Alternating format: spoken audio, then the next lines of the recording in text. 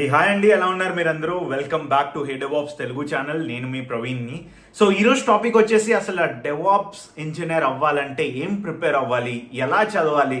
ప్రవీణ్, అసలు రిసోర్సెస్ ఏంటి నేను డెవాప్స్ ఇంజనీర్ అవ్వాలంటే? నాకు చాలా టూల్స్ ఉన్నాయి, ఆ టూల్స్లో ఏ టూల్స్ నేను చదివితే నాకు డెవాప్స్ ఇంజనీర్ వస్తుంది, లేదంటే నేను ఎలిజిబుల్ అవుతాను ఒక మంచి జాబ్ పొజిషన్ హోల్డ్ చేయడానికి అంటే నువ్వు చిన్న కరెక్ట్ ప్లేస్కి వచ్చావు. సో ఏంటంటే లాస్ట్లో ఆల్మోస్ట్ లైక్ 3-4 వీక్స్ నుంచి మనం వీడియోస్ పెట్టకపోయేసరికి నేను ఒక పోస్ట్ చేశాను అనమాట. మీరు చూస్తే కమ్యూనిటీ సెక్షన్లోకి వెళ్ళి చూడండి యూట్యూబ్ నా ఛానల్లో. నేను ఒక పోస్ట్ చేస్తే చాలా మంది ఏం అడిగారంటే, ప్రవీణ్ డెవాప్స్ ఇంజనీర్కి ఎలా ప్రిపేర్ అవ్వాలి, ఇంటర్వ్యూస్కి ఎస్పెషలీ ఎలా ప్రిపేర్ అవ్వాలి అనేది. సో ఈ రోజు వీడియో మొత్తం కూడా ఎండ్ వరకు చూస్తే నీకు అర్థం అయింది ఏంటంటే ఎలా నువ్వు క్రాక్ చేస్తావు, నాలాగా 30 కంపెనీలు ఎలా క్రాక్ చేస్తావు అనేది. సింపుల్గా నేను ఎలా క్రాక్ చేశానో మీరు చూడలేదు అంటే ఒకసారి నా యూట్యూబ్ ఛానల్కి వెళ్ళి కిందకి వెళ్ళి చూడండి. మొత్తం నా జర్నీ, నేను ఎలాగ ఇన్ఫోసిస్ క్రాక్ చేసా, వెరజాన్ క్రాక్ చేసా, వాల్మార్ట్ క్రాక్ చేసా, మిగతా అన్ని కంపెనీ డీటెయిల్స్ కూడా మీకు యూట్యూబ్ వీడియోస్లో దొరుకుతుంది. సో ఈరోజు ఏంటంటే బేసిక్గా నేను ఈ వీడియోని 3 పార్ట్స్ కింద డివైడ్ చేస్తాను. So part 1, part 2 and utmost important your part 3.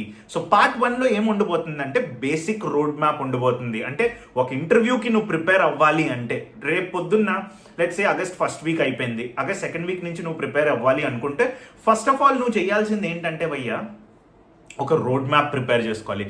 ఆ రోడ్ మ్యాప్లో చాలా డిఫరెంట్ డెవాప్స్ టెక్ స్టాక్స్ ఉంటాయి. అది కూడా నువ్వు ఎవరిని అడగక్కర్లేదు. సో బేసిక్గా నేనేం చెప్తా అంటే నువ్వు ఈ వీడియో మొత్తం చూడు, అంతే. ఇది ఒకే రిక్వెస్ట్. నచ్చితే లైక్ కొట్టు, నచ్చకపోతే డిస్లైక్ కొట్టు, ఏం ప్రాబ్లం ఏంటి లేదు. So first of all DevOps start చేయాలంటే కొన్ని టూల్స్ ఉంటాయి భయ్య. సో ఈ టూల్స్ కూడా డివైడ్ అయిపోయి ఉంటాయి. సో నువ్వు నా హ్యాండ్ మూమెంట్ చూసినట్లయితే ఫస్ట్ టూల్ సెట్ వచ్చేసి బకెట్స్ అంటే ఎలాగంటే కోడ్ని స్టోర్ చేసే ప్లేస్, లైక్ గిట్ హబ్ కానీ, బిట్ బకెట్ కానీ, లేకపోతే ఇంకేదైనా కోడ్ రెపాజిటరీ మేనేజ్మెంట్. అంటే బేసిక్గా నువ్వు ఏదైతే కోడ్ డెవలప్ చేస్తున్నావో డెవలపర్ ద్వారావో, లేకపోతే నువ్వు ఏదైనా కోడ్ రాస్తున్నావో అది ఒక చోట పెట్టే టూల్ గిట్ హబ్ కానీ, బిట్ బకెట్ కానీ, గిట్ ల్యాబ్ కానీ, ఇలా బోల్డ్ టూల్స్ వస్తాయి. సో ఫస్ట్ టూల్ ఈ మూడిట్లో ఏదో ఒక టూల్ నేర్చుకోండి. సెకండ్ స్టాక్ వచ్చేసి వన్స్ నువ్వు టూల్స్ నేర్చుకున్నావు, గిట్ హబ్ వచ్చింది, ఆ తర్వాత జెన్కిన్స్ నేర్చుకోండి. జెన్కిన్స్ ఎందుకు అంటే ఒక CI/CD pipe line most of the కంపెనీస్లో యూస్ చేస్తున్నారు. వాల్మార్ట్, వెరజాన్ కూడా జెన్కిన్సే యూస్ చేస్తుంది. అందుకే జెన్కిన్స్ నేను ఇంపార్టెంట్ అంటున్నాను. అలా నేను జెన్కిన్స్ నేర్చుకున్న తర్వాత ఒక బిల్డ్ టూల్ నేర్చుకోండి. బిల్డ్ టూల్లో కూడా మేవన్ ఉంది, యాంట్ ఉంది, గ్రేడర్ ఉంది, Node.js ఉంది. సో వీటి అన్నిట్లో ఒక జావా అప్లికేషన్ తీసుకొని దాన్ని బిల్డ్ చేయడానికి ట్రై చేయండి CI/CDతో. ఒకవేళ మీకు తెలియకపోతే అగైన్ నా ఛానల్లో ప్రాజెక్ట్స్ చేశాను, మీరు వెళ్ళి చూడొచ్చు. సో వన్స్ నువ్వు బిల్డ్ టూల్ మేవన్ నేర్చేసుకున్నావు అంటే నెక్స్ట్ ఏం చేయాలరా చిన్న అంటే వీడియో చూడాలి. సో మేవన్ వచ్చేసింది భయ్యా, నెక్స్ట్ ఏంటి? సో జేఫ్రాగ్ కానీ నెక్సస్ కానీ ఇవేం చేస్తాయంటే నువ్వు ఏవైతే కోడ్ రాస్తున్నావో నీ కోడ్ వచ్చేసి 10 GB 100 GB కోడ్ రాస్తావు భయ్యా, లేకపోతే రాయిస్తావు డెవలపర్స్ చేత. సో ఈ కోడ్ ఎక్కడోకలాగా మనం దాచి పెట్టాలి కదా. ఆ కోడ్ దాయడానికి సో బేసిక్గా వన్స్ కోడ్ డెవలప్ అయిపోయిన తర్వాత నీ ఫోన్లో వస్తుంది. ఒక ఫోన్లో ఒక యాప్ పెట్టాలంటే ఎంత సైజ్ ఉంటుంది? మహా అయితే MBలో ఉంటుంది, 100 MB 120 MB. ఇప్పుడే నువ్వు తీసి చూడు, నువ్వు ఇన్స్టాగ్రామ్ వాడుతున్నావు, అది ఎంత సైజ్ ఆఫ్ ఫైల్ ఉందో. సో ఈ కన్వర్షన్స్ అంతా కూడా కోడ్ నుంచి ఫైల్ కన్వర్షన్స్ అంతా కూడా నువ్వే కూర్చొని చేస్తున్నావు డెవాప్స్ ఇంజనీర్. ఎస్, సో అంత ప్రౌడ్ ఫీల్ అవ్వాలి, ఒక పులిలాగా నువ్వు నిన్ను చూసుకోవాలి, గర్జించాలన్నమాట. సో అప్పుడే మజా వస్తుంది. సో అలాంటి files conversions from 10 GB of code to small file conversions that you guys are doing as a DevOps engineer. So ఈ JFrog ఏదైతే ఉందో ఇదేం చేస్తుంది అంటే నీ స్మాల్ ఫైల్స్ అన్నిటిని స్టోర్ చేసుకుంటుంది. సో జావాకి జార్ వస్తుంది, అలాగే Node.js అంటే ఒక UI అంటే ఒక ఫ్రంట్ ఎండ్ ప్రాజెక్ట్ చేస్తే దానికి బిల్డ్ ఫైల్ వస్తుంది. సో ఇలాంటివన్నీ ఫైల్స్ కానీ చిన్న MBలో ఉన్న ఫైల్స్ అన్నీ కూడా JFrog పెట్టుకుంటుంది. ఓకే ప్రవీణ్, JFrog వచ్చింది, ఆ తర్వాత ఏంటి? యాన్సిబుల్ చాలా ఇంపార్టెంట్. ఆటోమేషన్స్ కానీ నువ్వు వన్స్ సర్వర్ ఏదైనా క్రియేట్ చేస్తావు అనుకో క్లౌడ్లో, సో ఈ సర్వర్స్ని ఎలాగ నువ్వు ఆటోమేట్ చేయాలి, ఆ సర్వర్స్లో ఎలాగ నీ అప్లికేషన్ JFrog నుంచి లాగేసి అప్లికేషన్ పెట్టాలి అనేసి అంతా కూడా యాన్సిబుల్ ప్లేబుక్స్లో నువ్వు రాస్తావు. అలానే యాన్సిబుల్ అయిపోయింది, నెక్స్ట్ ఏంటి ప్రవీణ్ అంటే యాన్సిబుల్ తర్వాత నువ్వు క్యూబర్నెటిస్ కానీ డాకర్ కానీ ఏదో ఒక స్టాక్ తీసుకోవాలి. డాకర్ ఫస్ట్, ఎందుకంటే Kubernetes is built on Docker. So Docker వచ్చిన తర్వాత ఏమవుతుందంటే నువ్వు ఏదైతే ఆటోమేషన్ చేస్తున్నావు యాన్సిబుల్తో, లేదంటే ఏదైతే సర్వర్ స్పిన్అప్ చేస్తున్నావు యాన్సిబుల్తో, లేదంటే ఏదైతే ఆటోమేషన్ స్క్రిప్ట్స్ రాస్తున్నావు యాన్సిబుల్ ప్లేబుక్స్తో, అవన్నీ అయిపోయిన తర్వాత నీ జార్ ఏదైతే ఉందో దాన్ని కంటైనరైజ్ చేయాలి. సో కంటైనరైజ్ చేయాలంటే డాకర్ ఉండాలి. సో డాకర్ ఎందుకంటే బేసిక్గా చాలా ఇంపార్టెంట్, ఎందుకంటే నువ్వు అప్లికేషన్ని సెక్యూర్ కంటైనర్లో పెట్టాలి. ఇప్పుడు నువ్వు కిచెన్కి వెళ్ళావు, కిచెన్లో ఏం చేస్తావు? బేసిక్గా ఒక కంటైనర్ ఉందిరా, కిచెన్లో ఒక జార్ ఉంది, ఆ జార్లో నువ్వు ఏం పెడతావు? ఒక ఫుడ్ ఐటమ్ పెడతావు. అలానే ఫ్రిడ్జ్ ఓపెన్ చేస్తే ఏముంటుంది, పెరుగుకి ఒక గిన్నె, ఇలా పచ్చడికి ఒక గిన్నె, అన్నంకి ఒక గిన్నె కదా. సో ఏంటి ఇవన్నీ ఏంటి, స్టోర్ చేస్తున్నాం, మనం సెక్యూర్ చేస్తున్నాం. అలానే నువ్వు చూసినట్లయితే ఫ్రిడ్జ్లో 3 వస్తువులు పెట్టావు అనుకో, ఆ 3కి కవర్స్ వేసి పెడతావు. సో ఏంటంటే ఒక వస్తువు ఇంకో వస్తువుతో టచ్ అవ్వకుండా ఉండడానికి, at the same time freshness ఉండడానికి, సెక్యూరిటీ ఆస్పెక్ట్ ఉండడానికి, అట్ ద సేమ్ టైం అది ఏం అవ్వకూడదు, బయట వాళ్ళు వచ్చి త్వరగా చూడకూడదు. సో బేసిక్గా డాకర్ కూడా అదే చేస్తుంది. ఏదైతే నీ కోడ్ ఉంది 10 GB ఆఫ్ కోడ్, దాన్ని ఏం చేసావు, చిన్న ఫైల్ కింద కన్వర్ట్ చేసావు. ఆ ఫైల్ని ఒక స్టోర్ చేయాలి, JFrogలో పెట్టావు, ఆ ఫైల్ని సెక్యూర్ చేయాలి, కంటైనర్గా పెట్టావు. సో ఇక్కడ నా ఫైల్ ఉంది, ఈ కంటైనర్లో నా ఫైల్ ఉంది.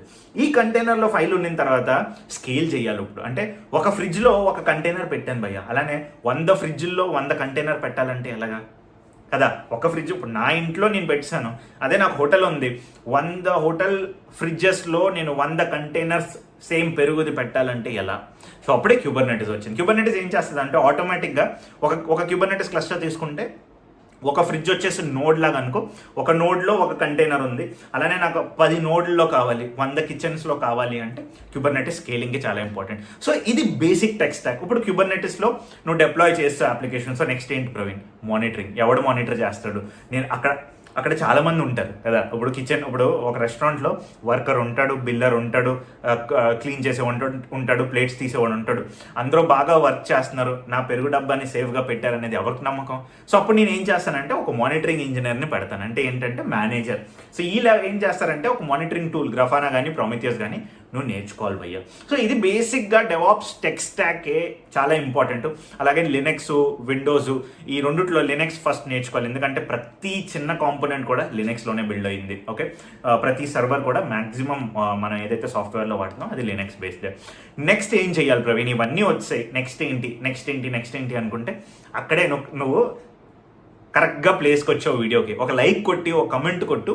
నెక్స్ట్ ఏంటి అంటే నీకు స్క్రిప్టింగ్, అంటే కోడ్ రాయాలి. నువ్వు డెవలపర్ చేత ఏవైతే కోడ్ రాయించావు నీ పని అయిపోయింది. ఇప్పుడు నువ్వు ఏం చేయాలంటే ఆటోమేషన్స్, పైథాన్ కానీ షెల్ కానీ నేర్చుకోవాలి. ఇవంతా నువ్వు నేర్చుకున్న తర్వాత అప్పుడు రెజ్యూమే ప్రిపేర్ చేసుకోవయ్యా.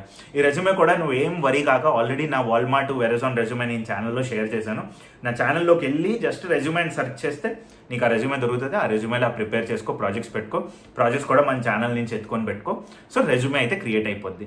ఈ రెజ్యూమే క్రియేట్ అయిపోయిన తర్వాత ఎలాగ నేను జాబ్ హంట్ చేయాలి, ఎలా నేను జాబ్ హంట్ చేయాలి కదా. సో సింపుల్గా ఏంటంటే 4 బెస్ట్ ప్లాట్ఫామ్స్ చెప్తాను, నోట్ చేసుకో. నచ్చకపోతే ఇక్కడే వీడియో వదిలేసి వెళ్ళిపో, ఓకేనా. సో 4 బెస్ట్ ప్లాట్ఫామ్స్ ఏంటంటే నాకరీ, ఇన్స్టాహైర్, founded.com, లింక్డ్ఇన్. సో బేసిక్గా ఏంటంటే రోజుకి 60 జాబులు అప్లై చేయాలి భయ్య, ఓకేనా.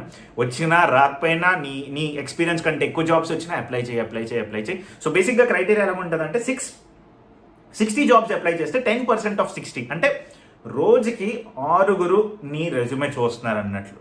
6 చూసే దాంట్లో 2 నిన్ను అప్రోచ్ అవుతారు అన్నట్లు. 2 అప్రోచ్లో ఒక ఇంటర్వ్యూ కాల్ అయినా వచ్చినట్లు. సో బేసిక్గా మనం ఒక రేషియో చూసుకున్నట్లయితే 60:6 దెన్ 2:1 అంటే ఫైనల్గా రోజుకి ఒక కాల్ అయినా రావాలి, ఆ ఇంటర్వ్యూ కాల్ నీకు షెడ్యూల్ అవ్వాలి. సో దీంట్లో రోజుకి ఒకటి అంటే 30 రోజులకు 30 కాళ్ళు. 30 రోజుల్లో అట్లీస్ట్ 2-3 అయినా నువ్వు క్రాక్ చేయలేవా? 3 ఇంటర్వ్యూస్ అయినా క్రాక్ చేయలేవా? సరే క్రాక్ చేయలేదు, ఫస్ట్ మంత్లో క్రాక్ చేయలేదు, సెకండ్ మంత్లో క్రాక్ చేయగలవు కదా. ఏవైతే లెర్నింగ్స్ ఉన్నాయో, ఏవైతే ఫెయిలియర్స్ ఉన్నాయో దాని నుంచి బయటకు వచ్చి నేర్చుకొని దీనమ్మ కొడితే ఇక్కడ కొట్టాలన్నట్లు ఒక జాబ్ ఆఫర్ అయినా ఉండాలి మనకి 2 months లోపల. సో అదే బేసిక్గా క్రైటీరియా, ఓకేనా. సో ఎలాంటి హెల్ప్ కావాలన్నా ఒకసారి డిస్క్రిప్షన్స్లో లింక్స్ ఇచ్చాను, అన్నీ చూడు. ఏ కంపెనీలో ఏ పోర్టల్లోకి వెళ్ళి అప్లై చేయాలో కూడా నేను ఆ లింక్స్ ఇచ్చాను, చూడు. ఏమైనా బెనిఫిట్ అనిపిస్తే నేర్చుకో, మంచిగా నా ఛానల్ చూడు, సపోర్ట్ చేయి. నువ్వు సపోర్ట్ చేస్తే మనం అందరం కూడా ఇంకా మంచిగా చదువుతాం. నాకైతే ఫుల్ జోష్, కాన్ఫిడెన్స్లో ఉన్నా, నువ్వు చూస్తున్నావు నా కాన్ఫిడెన్స్. మకాం మార్చాం, కాన్ఫిడెంట్ అయ్యాం, కొన్ని స్టెప్స్ తీసుకోబోతున్నాం రానున్న రోజుల్లో.